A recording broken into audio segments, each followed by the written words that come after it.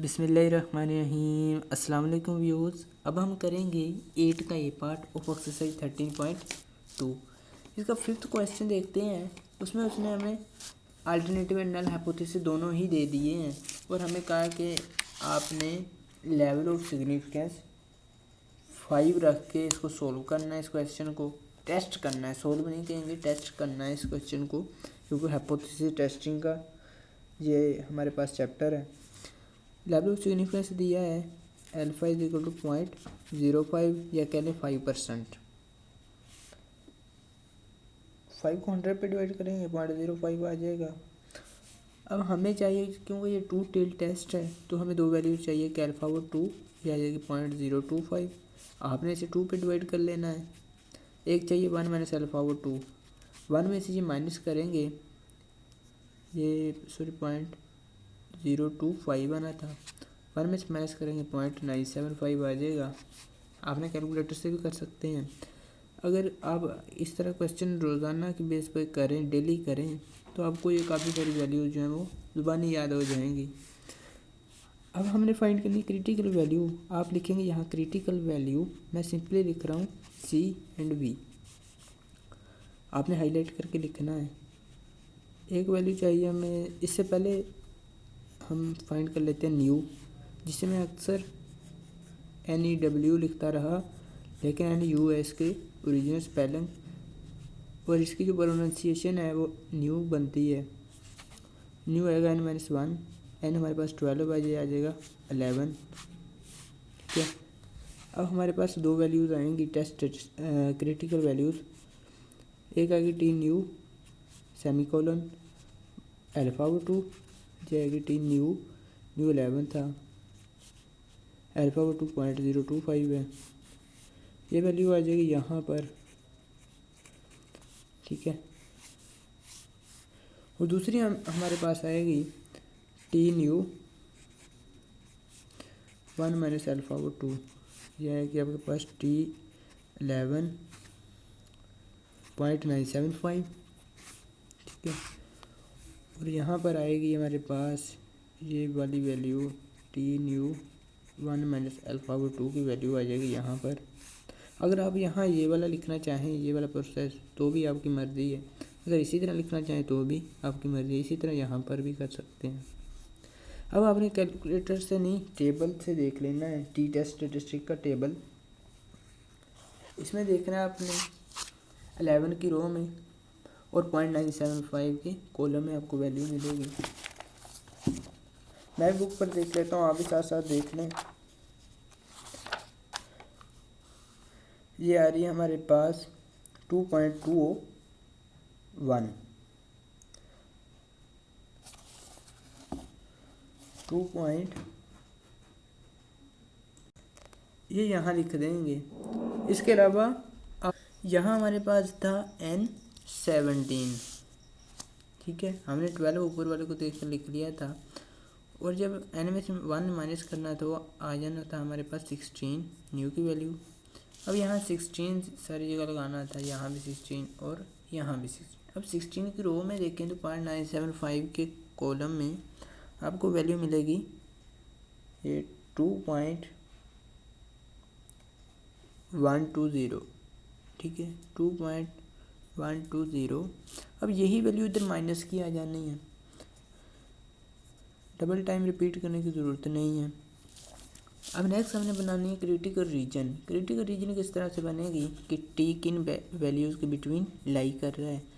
ये जहाँ less than है, टी लेस देन, ये माइनस वाली इधर आएगी -2.120, और इधर जो ग्रेटर देन है वहाँ प्लस वाली आएगी। यही एक लॉजिक है। क्रिटिकल वैल्यू के बाद हम लिखेंगे डिसीजन रूल। आपने लिखना है डिसीजन रूल इस तरह से।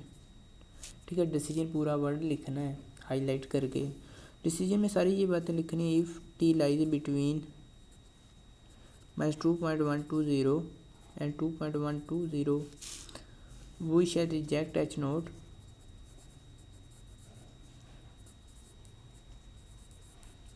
Note otherwise we do not reject. ठीक है। ये पूरी आपने स्टेटमेंट लिखनी है, we do not reject H naught. अब इसके बाद हमने ऑब्जर्व्ड वैल्यू फाइंड करनी है, यह आपने हाईलाइट करके लिखना। ऑब्जर्व्ड वैल्यू ये होगी T is equal to x bar minus mu naught divide bye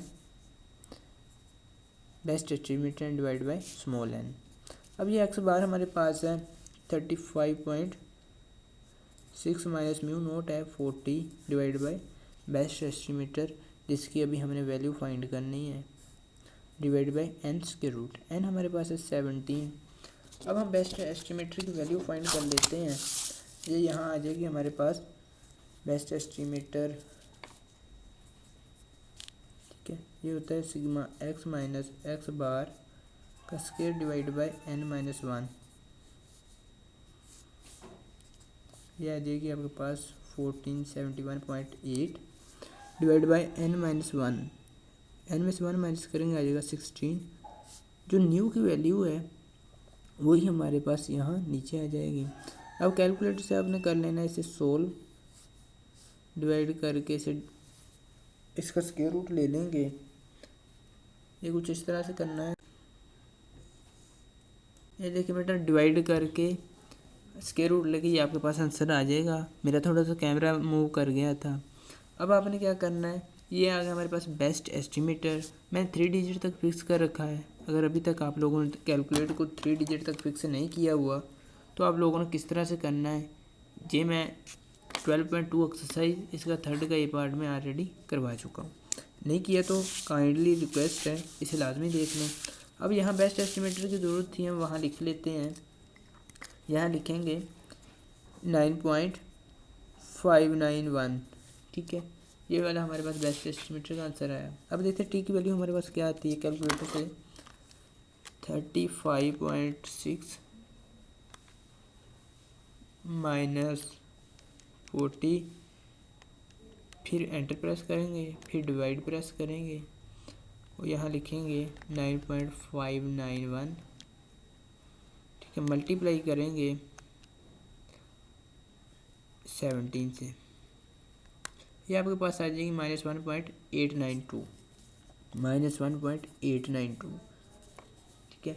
अब हमने यहाँ सारे का कंक्लूजन निकालना है कि हमारे पास नतीजा क्या आया। सारा कुछ कैलकुलेट करके लिखेंगे कंक्लूजन, ठीक है। ये आया हमारे पास टी की वैल्यू हुई -1.892। क्या ये क्रिटिकल रीजन को फॉलो करती है, यानी कि लेस देन -2.120 से या ग्रेटर देन 2.120 से। देख लें यहाँ -1.892, ठीक है। -1.892 क्या लेस देन है इससे? नहीं, ये तो बड़ा होता है, क्योंकि माइनस में जब भी कोई वैल्यूज़ आ जाएं सबसे छोटी जो है वो सबसे बड़ी हो जाती है। अब यहाँ देखिए -1.892 इससे बड़ा भी नहीं है, क्योंकि माइनस वाला कभी भी प्लस वाले से बड़ा नहीं होता। अब हम लिखेंगे t is equal -1.892 which is greater than -2.120 and less than. आपने साइन उल्टा देने सारे, ठीक है, दोनों साइन उल्टा देंगे और साथ लिखेंगे so which we do not reject H naught against, या लिख दें इन फेवर ऑफ H1, ठीक है। ये इस तरह से आपका क्वेश्चन कंप्लीट होता है।